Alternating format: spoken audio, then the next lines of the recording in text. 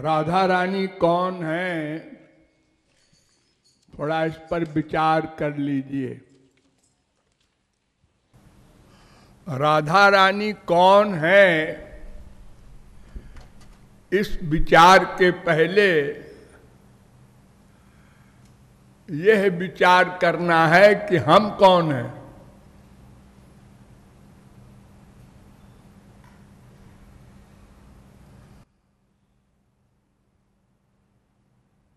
हम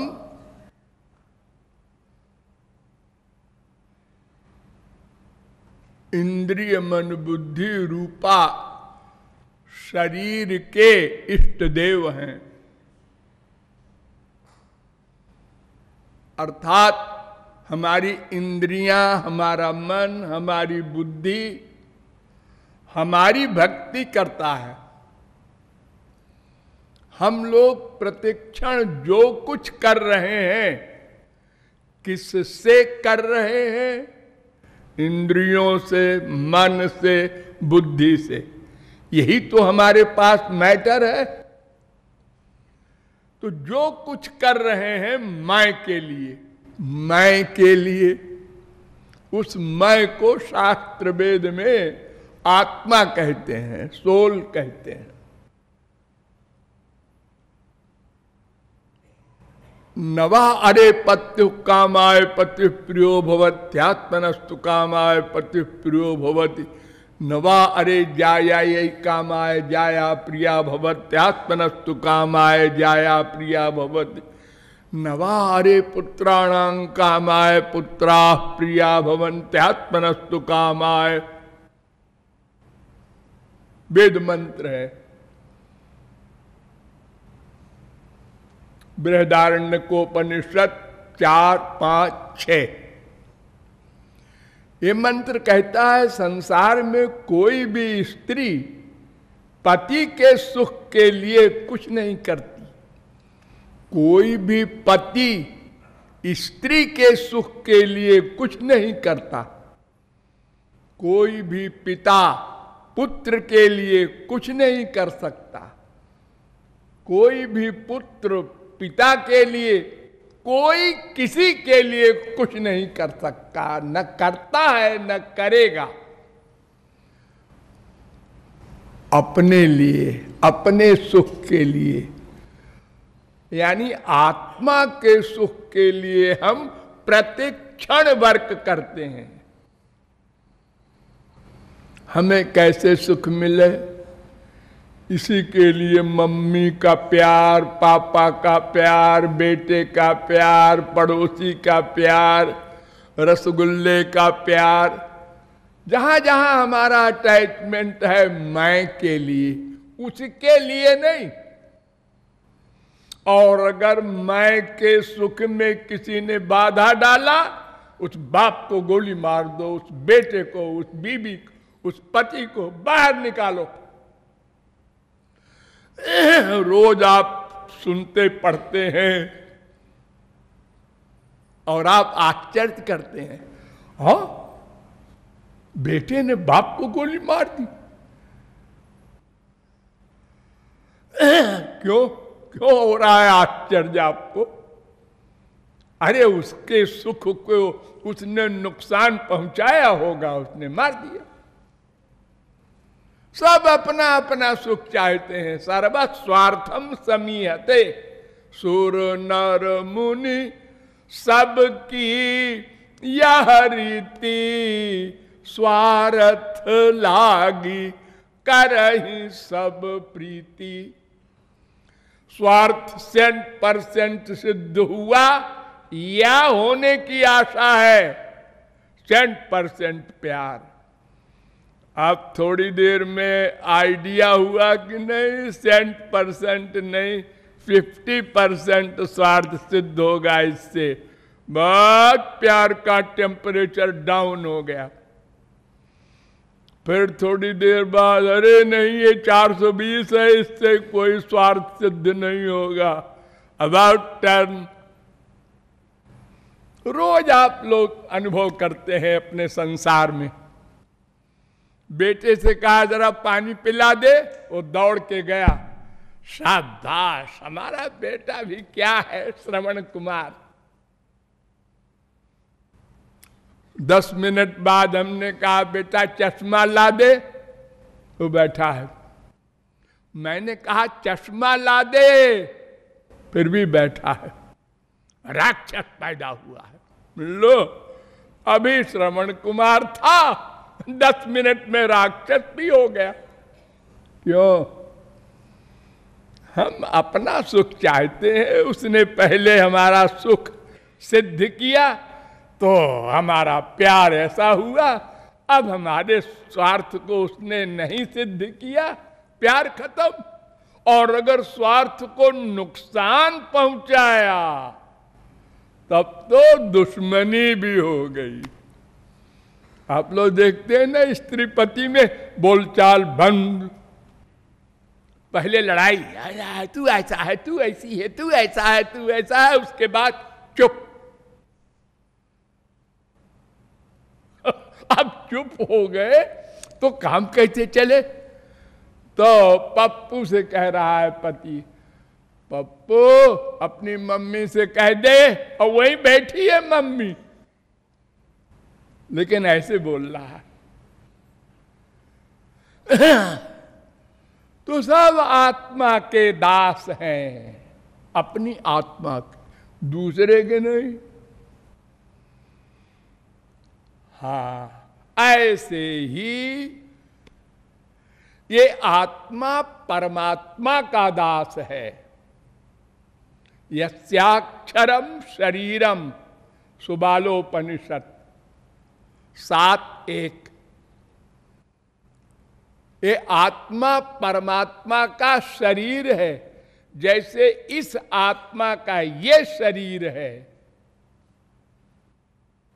ऐसे ही आत्मा भी शरीर है परमात्मा का। आत्मा की आत्मा परमात्मा है।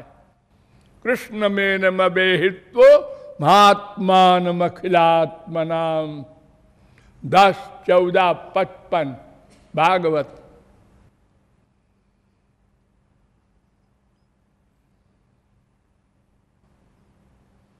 और परमात्मा की भी एक आत्मा है।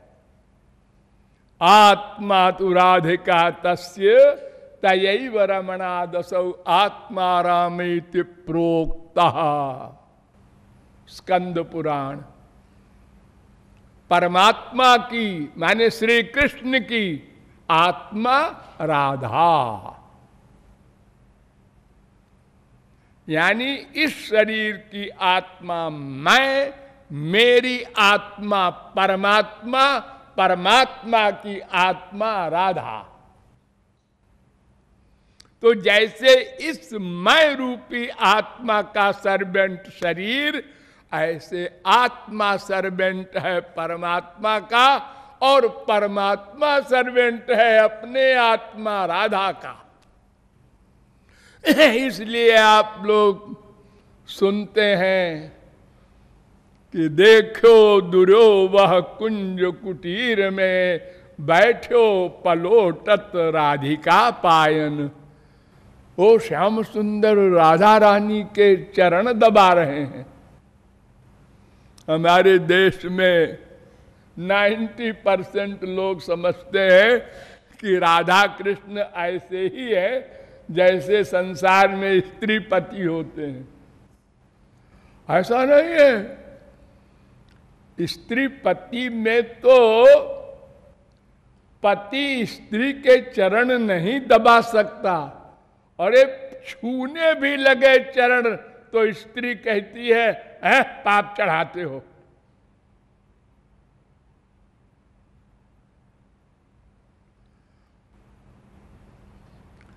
श्री कृष्ण की अर्धांगिनी तो रमा है, लक्ष्मी है, कमला, उन्हीं की अवतार है रुक्मिणी द्वारिका में, वह स्त्री है। एक बार श्री कृष्ण ने राधे राधे राधे कह के और रोने लगे और बेहोश हो गए द्वारिका में, और लेटे थे रुक्मिणी की गोद में। रुक्मिणी को बड़ा बुरा लगा, ये कौन है राधा जिसके लिए इनका ये हाल है। अरे रुक्मिणी कोई संसारी स्त्री तो नहीं है। अनंत कोटि ब्रह्मांड का अगर सौंदर्य इकट्ठा कर लो तो वो 1% भी नहीं होगा लक्ष्मी के सौंदर्य के आगे। उनकी गोद में राधे राधे बोलकर मूर्छित हो गए। तो जब होश में आए तो रुक्मिणी ने कहा, महाराज ये राधा कौन है? उन्होंने कहा एक है, वहां ब्रज में है।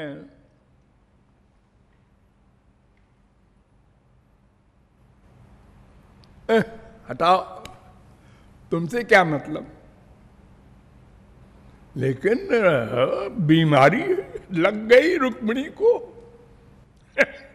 हम पता लगाएंगे कौन है वो राधा, हमारी सौत। तो ठाकुर जी ने कहा, अच्छा अच्छा इनको लग गया रोग। तो ठाकुर जी ने एक्टिंग की, अरे मेरे तो हार्ट में बहुत दर्द हो रहा है, पीठ में भी हो रहा है, सिर में भी, मैं अब बचूंगा नहीं। वो बढ़िया एक्टिंग किया। सारी स्त्रियां घबरा गईं। 16,108। अरे भाई एक सुहाग है, निकल जाएगा। तो संसार में ही देखो, कूड़ा कबाड़ा पति के लिए स्त्रियां रोने लगती हैं। अगर कोई कह दे वो मरने वाला है तो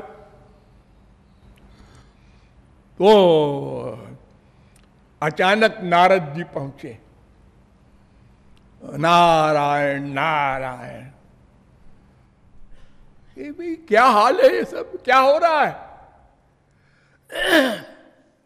ये सब क्यों तुम लोग रो रही हो, क्या बात हो गई भाई? तो रुक्मिणी वगैरह ने कहा कि स्वामी जी ऐसा है कि हमारे पति को बहुत कष्ट हो रहा है, सीरियस हो गए हैं वो। उन्होंने कहा अच्छा कहाँ है? महल में है। नारद जी पहुंचे, देखा और कहा कोई मामला है सीरियस।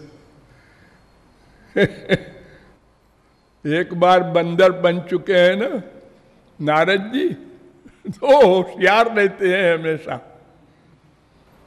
तो उन्होंने कहा महाराज क्या बात है? उन्होंने कहा अरे मैं यहां दर्द वहां दर्द। कहा अच्छा महाराज इसकी दवा क्या है? ये आपने ही दर्द बनाया है तो आप ही दवा जानते होंगे। तो श्री कृष्ण ने कहा अगर कोई भक्त अपनी चरण धूल दे दे और मैं उसको थोड़ा सा खा लूं, शरीर में लगा लूं तो ठीक हो जाऊं। नारद जी ने कहा मैं भी तो भक्त हूं, लेकिन मैं झगड़े में नहीं पड़ता। एक बार बंदर बन चुका हूं। ये पता नहीं गुरु घंटाल क्या इनकी मंशा है, लेकिन ये स्त्रियां तो महापुरुषों की दादी है। अरे भगवान की स्त्री कोई संसारी स्त्री तो होगी नहीं, ये सौभाग्य किसको प्राप्त होगा? तो इनसे मांगते हैं। स्त्रियों से कहा रुक्मिणी जी, माता जी अपनी चरण धूल दे दीजिए, वो ठीक हो जाए। उन्होंने कहा नारद पागल हुआ है तू, क्या बोल रहा है? मैं नरक जाऊं चरण धूल दे करके? तूने वेद नहीं पढ़ा? पढ़ा हूं। ठीक कह रही हो, तो फिर कहां जाऊं? जहां जाऊंगा सब डांट लेंगे मुझको। क्योंकि ये तो उल्टी बात है। ठाकुर जी की चरण धूल अनंत कोटि ब्रह्मा विष्णु शंकर चाहते हैं तो कौन देगा उनको चरण धूल? इन्हीं से पूछो। उनका महाराज ये दवा कहाँ मिलेगी जिससे आप अच्छे हो जाएंगे? उनने कहा ब्रिज में चले जाओ, वहां लाखों गोपियां हैं। नारद जी ने कहा ब्रिज में गोपियां हैं? वो तो सब बेपढ़ी लिखी है, कौन संत है वहां? कृपा की आपने, बूढ़े कब से हो गए आप? नारद जी ने कहा अरे ये तो चोर पकड़ा गया। वो फौरन अपने रूप में आ गए और कहा माताओं, वो ऐसा है कि श्याम सुंदर का बहुत हाल खराब है, बहुत सीरियस बीमार है, तो आप लोगों की चरण धूल मांग रहे हैं। उन्होंने कहा अच्छा। सब ने पैर फैला दिया, जल्दी लो, बोरी भर के ले जाओ। उन्होंने कहा माताओं, तुम लोगों ने शास्त्र वेद तो पढ़ा नहीं, ये तो बहुत पाप की बात है भगवान को कोई दास चरण धूली दे। ने कहा देखो नारद जी, ये लेक्चर तो बाद में देना, पहले ले जाओ उनको, जल्दी ठीक करो। नरक मिलेगा ना? अरे भोग लेंगे नरक, अनंत बार नरक भोग चुके हैं पहले, एक बार और सही, हमारे श्याम सुंदर तो ठीक हो जाए। नारद जी ने कहा ओ इस कोटि की ये संत है। उन्होंने कहा पहले मैं ही चरण धूल लगा लूं, और तुरंत पहुंच गए। उनको कोई पैदल तो चलना नहीं है नारद जी को, वो तो भगवान के अवतार है। 1 सेकंड में पहुंच गए द्वारिका और ठाकुर जी को लगाया हो गया। और ठाकुर जी रुक्मिणी वगैरह ने कहा नारद जी ये कहां से लाए हो? उनने कहा वो राधा रानी है वहां, उनकी दासियां थी, उनकी चरण धूली है। राधा रानी के पास तो हम जा ही नहीं सके, उनकी दासियों की चरण धूली है। ओ तभी ये राधे राधे करके मूर्छित हो गए थे। तो राधा रानी श्री कृष्ण की आत्मा है, अर्धांगिनी नहीं। इसलिए जैसे ये शरीर आत्मा का दास है, वैसे आत्मा परमात्मा का दास है, वैसे परमात्मा भी अपनी आत्मा राधा का दास है। ये राधा तत्व का संक्षिप्त विवरण है।